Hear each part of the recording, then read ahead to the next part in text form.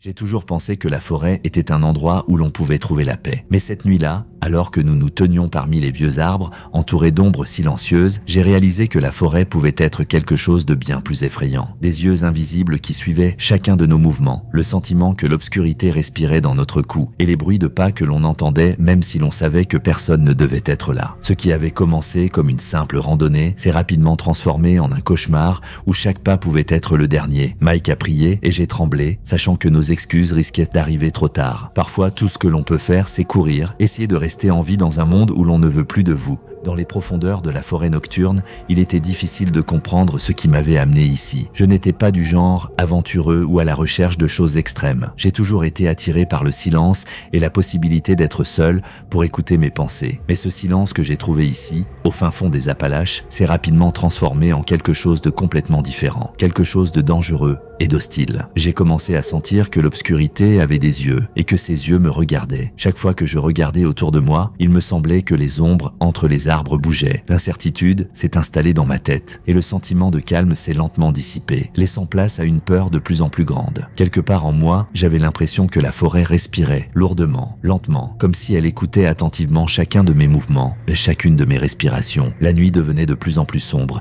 et même la lumière de la lune semblait étrangère, incapable de pénétrer la couronne dense des arbres. Le sentiment que quelque chose de désagréable se cachait dans l'obscurité m'a peu à peu envahi. Le vent qui soufflait dans les branches émettait des sons qui ressemblaient à des sifflements ou à des soupirs. Il me semblait déjà que rien de bon ne sortirait de cette randonnée, mais je ne pouvais pas m'arrêter. Je me sentais pris au piège, je ne pouvais pas rester, mais il était trop tard pour partir. Cette randonnée était une idée de mon ami Mike, qui a passé ces dernières années à faire des recherches sur l'histoire des peuples indigènes qui ont autrefois habité cette terre. Mike a beaucoup parlé de ses recherches, en particulier des anciens sentiers empruntés par les tribus Cherokee et des sites rituels où, selon lui, se déroulaient des cérémonies d'une importance particulière. Je ne me sentais pas particulièrement intéressé par ce genre de choses, mais pour une raison quelconque, j'ai décidé de me joindre à Mike cette fois-ci. J'étais peut-être attiré par l'idée de sortir du rythme quotidien de la ville et de goûter à la paix et au calme de la nature. Les premiers jours ont été insouciants. Nous avons grimpé au sommet des collines, marché dans des forêts denses, écouté le bruissement des feuilles comme s'il s'agissait de l'écho d'anciens chants Cherokee. Nous avons planté nos tentes au bord des rivières où l'eau semblait cristalline et nous permettait de nous désaltérer et de récupérer. Les animaux de la forêt, comme les écureuils et les cerfs, ne semblaient là pas nous remarquer et vaquaient à leurs occupations, ignorant notre présence. Nous avions l'impression de faire partie du monde, d'être à notre place. Mais le troisième jour, Mike, insistant sur le fait qu'il voulait visiter un endroit spécial, m'a invité à l'accompagner. Selon lui, il s'agissait d'un ancien camp où les tribus se réunissaient pour leurs cérémonies. J'ai d'abord hésité, puis j'ai accepté. Et c'est là, dans cet endroit, que tout a commencé à se gâter. Plus nous nous enfoncions dans la forêt, plus l'atmosphère autour de nous semblait changer. Le soleil commençait à s'assombrir et le bruissement habituel des feuilles se transformait en une sorte de grondement sourd et rythmé, comme si la forêt respirait et que nous pouvions sentir chacun de ses souffles. Mike continuait à avancer, convaincu qu'il savait où il allait, mais mon intuition me disait que nous approchions de quelque chose qu'il valait mieux ne pas toucher. Nous avons marché longtemps, nous frayant un chemin à travers les buissons denses. La forêt devenait de plus en plus épaisse, comme si elle voulait nous garder sur son territoire. Mike était sûr de connaître le chemin, mais j'avais l'impression que nous étions perdus. À un moment donné, nous avons réussi à trouver une petite clairière où nous pouvions voir d'étranges vieilles pierres disposées en cercle. Elles étaient recouvertes de mousse, mais on aurait dit que quelqu'un les avait placées là exprès. Quelque chose ne tournait pas rond dans cet endroit. J'ai eu froid dans le dos. Mike semblait fasciné. Il a commencé à prendre des notes et à photographier les pierres. De mon côté, je commençais à remarquer que la forêt autour de nous changeait d'une manière ou d'une autre. Les branches des arbres devenaient plus épaisses et semblait se rapprocher de nous. J'avais l'étrange impression que la forêt elle-même essayait de nous enfermer. Ce sentiment était si fort que je ne pouvais pas l'ignorer. Mon instinct me disait qu'il y avait un danger, mais j'essayais de ne pas le montrer à Mike. Il était tellement absorbé par ses recherches qu'il ne semblait pas remarquer quoi que ce soit autour de lui. Chaque pas que nous faisions donnait l'impression que le sol sous nos pieds était vide, et cela me donnait l'impression que nous n'étions pas au bon endroit. J'avais l'impression d'être au mauvais endroit. Je pensais à d'anciennes légendes qui racontaient que des esprits de la forêt protégeaient leur territoire. Mike nous a expliqué que ces esprits pouvaient être amicaux ou hostiles, selon que les gens respectaient ou non leur lieu sacré. Et les pierres que nous avons trouvées ressemblaient beaucoup aux lieux de pouvoir que les Cherokees utilisaient pour des rituels de purification et de connexion avec les esprits. Je ne croyais pas à ce genre de choses, mais maintenant que je me trouvais parmi ces pierres, je commençais à penser qu'il y avait peut-être des choses qui ne valaient pas la peine d'être dérangées. Mike continuait à explorer quand j'ai entendu des sons doux, comme des chuchotements, venant de quelque part dans les arbres. J'ai regardé autour de moi et j'ai vu des silhouettes émerger des profondeurs de la forêt. Elles se déplaçaient silencieusement, presque invisibles parmi les ombres épaisses, et je me suis rendu compte qu'il ne s'agissait pas seulement d'ombres. Il s'agissait de personnes vêtues de costumes traditionnels, couvertes de plumes et de bijoux sculptés qui scintillaient dans la lumière qui traversait les branches. Leurs visages étaient peints de rouge et de noir, et leurs yeux semblaient profonds, comme des abîmes dans lesquels se cachait une puissance ancienne. Leur présence était physique, comme une pression sur ma poitrine, et j'avais l'impression que chacun de nos mouvements était pris en compte, que chaque mot que nous prononcions était entendu par la forêt. Mike ne semblait pas les remarquer, il était complètement concentré sur ses notes. Mais je vis l'une des silhouettes s'approcher, ses pas étaient si légers qu'ils ne laissaient aucune trace sur le sol. Elle tendit la main et je sentis une froideur pénétrer mon corps. Ce contact était comme un avertissement, comme un rappel que nous étions des étrangers, ici. J'essayais de crier à Mike, mais ma voix semblait bloquée dans ma gorge. Des silhouettes commencèrent à nous entourer et je réalisais que nous avions pénétré dans quelque chose qui était resté intact pendant des siècles. Leurs yeux brillaient dans l'obscurité et j'ai compris qu'il ne s'agissait pas de simples personnes, mais des esprits des ancêtres qui gardaient cet endroit. J'ai senti leur colère, leur mécontentement face à notre intrusion. Ils ne criaient pas et ne faisaient pas de mouvements agressifs, mais leur seule présence provoquait une telle peur que j'avais du mal à tenir sur mes pieds. Ce n'est qu'à ce moment-là que Mike sembla remarquer que quelque chose n'allait pas. Il leva les yeux et les vit. Son visage est devenu vide et il a essayé de parler, mais rien n'est sorti. Je l'ai tiré par le bras et nous nous sommes enfuis de la clairière sans parler. Les ombres nous suivaient, silencieusement et sans relâche, comme si une ombre nous poursuivait de tous les côtés. La forêt autour de nous devenait encore plus dense et le sentiment de danger grandissait à chaque minute qui passait. Nous avons couru longtemps sans nous retourner. Le sentiment que nous n'étions pas seuls était si fort que j'avais peur de regarder en arrière. Finalement, nous sommes arrivés dans une petite clairière et nous nous sommes arrêtés pour reprendre notre souffle. Mike respirait difficilement. Ses yeux étaient remplis de peur. Il ne disait pas un mot, mais je voyais bien qu'il se rendait compte du danger qui nous guettait. La nuit commençait à tomber et nous décidâmes de ne pas rester au même endroit. Mike se leva et nous nous remîmes en route, essayant de retrouver notre chemin. La forêt était hostile, les branches des arbres semblaient vouloir nous attraper. Les racines sortirent du sol, créant des obstacles. Nous marchions en silence, Mike murmurant parfois quelque chose comme une prière ou un appel à la forêt, essayant de calmer les esprits que nous avions mis en colère. À un moment donné, nous nous sommes arrêtés devant un vieil arbre. Mike dit que cet arbre était spécial, qu'il pouvait nous montrer le chemin si nous étions assez prudents. Il s'est agenouillé et a commencé à murmurer quelque chose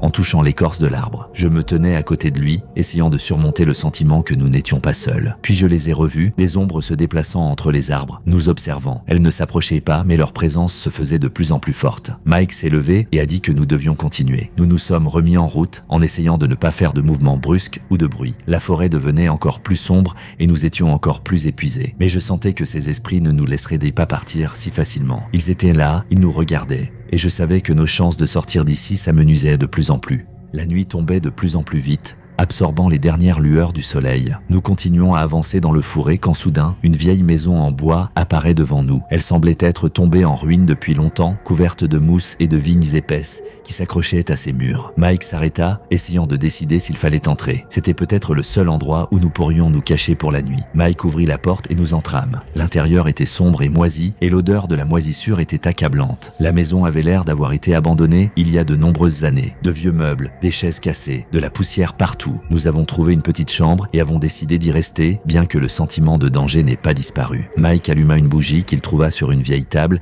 et s'assit sur le sol, retenant sa respiration. Nous étions silencieux, écoutant le silence qui nous entourait. Soudain, les ombres sont réapparues à l'extérieur de la fenêtre. Elles sont restées là, immobiles, comme si elles attendaient. Il me semblait qu'elles étaient plus nombreuses et qu'elles se rapprochaient, même si nous étions à l'intérieur de la maison. La lumière des bougies a commencé à vaciller comme sous l'effet d'une rafale de vent, bien que les fenêtres et les portes soient fermées. Mike a commencé à faire une prière, la voix tremblante. Je l'ai vu serrer quelque chose dans ses mains, une petite amulette qu'il portait toujours sur lui. Soudain, quelque chose a changé dans l'une des ombres. Elle s'est mise à bouger plus vite que les autres et s'est soudain retrouvée près de la fenêtre. À ce moment-là, la vitre s'est brisée et l'ombre a semblé s'introduire à l'intérieur. Mike a crié et j'ai vu quelque chose d'invisible saisir son bras et commencer à le tirer vers l'extérieur. Il est tombé sur le sol, mais la force de l'ombre était incroyable. Son visage semblait plein de douleur et de peur. Je me précipitais vers lui, essayant de le retenir, mais le froid qui émanait de cette ombre était si fort qu'il me paralysait presque. J'ai saisi le bras de Mike, essayant de le tirer en arrière. L'ombre le tirait comme si elle avait l'intention de l'emporter à jamais. Ses cris résonnaient dans mes oreilles et je savais que ce moment était le plus dangereux de tout notre voyage. J'ai pris la bougie, qui brûlait encore à peine, et je l'ai approchée de l'ombre. La flamme vacilla et s'embrasa lorsque je l'approchai de la main de l'ombre. Soudain, l'ombre a reculé comme si elle avait été brûlée et Mike a pu se dégager. Nous sommes tombés tous les deux sur le sol, respirant difficilement. Mike se tenait le bras qui était maintenant couvert d'échymose et dont la peau semblait avoir été brûlée par le gel. Il pouvait à peine se lever et son visage était blanc comme de la craie. « Il faut qu'on y aille », a-t-il chuchoté et j'ai vu de la terreur dans ses yeux. J'ai acquiescé et nous nous sommes précipités vers la sortie sans nous soucier de ce qui nous attendait derrière la porte. Nous ne savions qu'une chose, nous ne pouvions pas rester ici une minute de plus. Nous avons couru hors de la maison sans nous retourner. J'entendais à nouveau les ombres bouger derrière nous, mais quelque chose avait changé. Elles n'étaient plus aussi rapide qu'avant. Peut-être que la bougie, peut-être la prière de Mike avait eu un effet sur elle. Nous avons couru à travers les bois, nos pieds s'emmêlant dans les racines,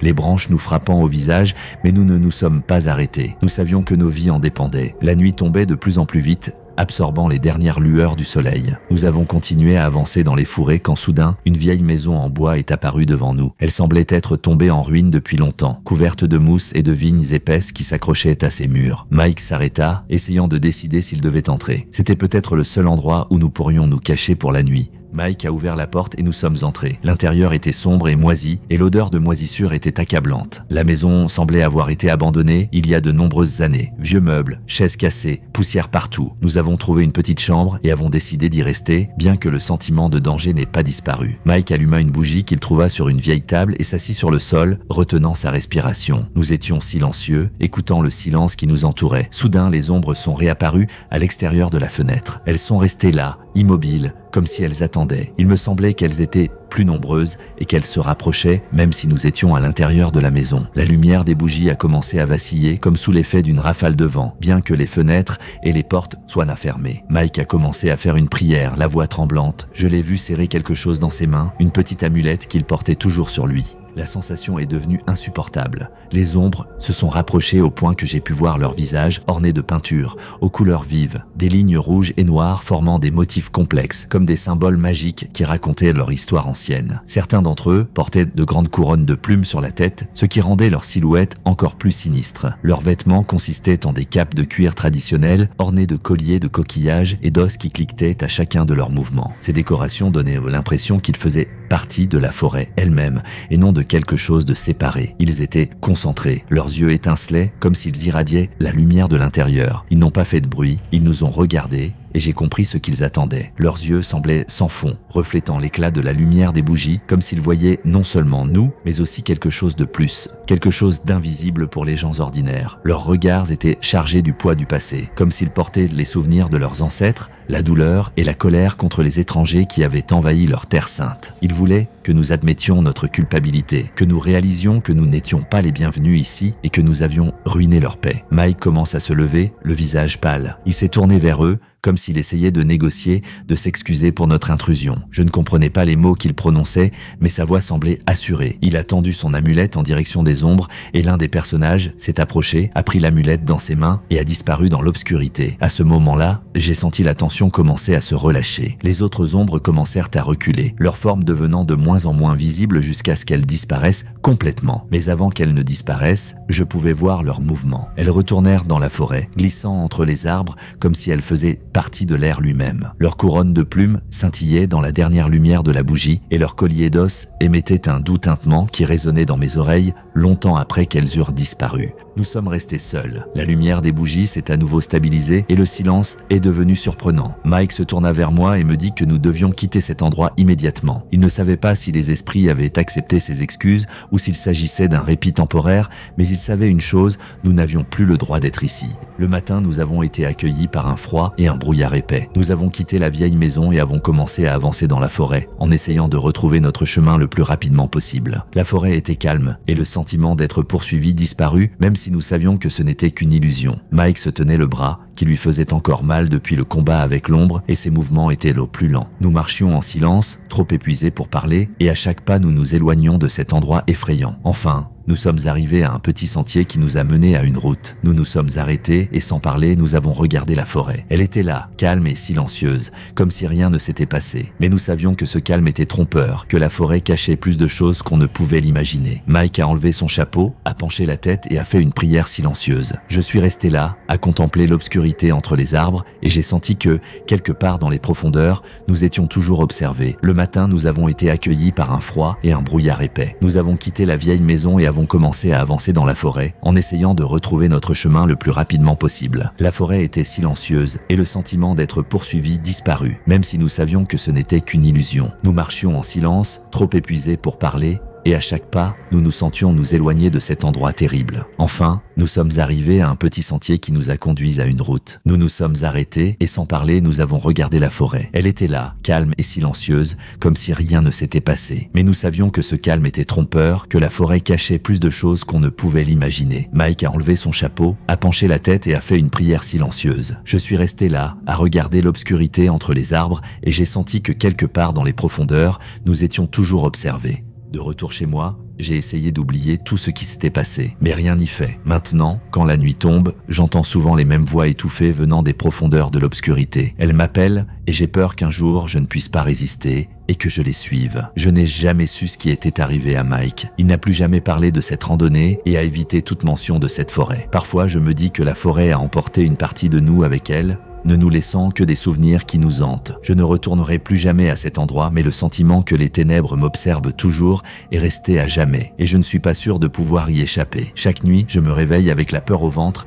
et j'ai l'impression qu'au fond de mon esprit, la forêt a laissé une marque qui ne s'effacera jamais. Peut-être qu'un jour je suivrai ses voies. Peut-être qu'alors je comprendrai enfin ce qui est arrivé à Mike et ce qui se cachait dans l'ombre. Mais, plus probablement, l'obscurité m'emportera, comme elle l'a fait pour lui. Et peut-être qu'alors je trouverai enfin la paix.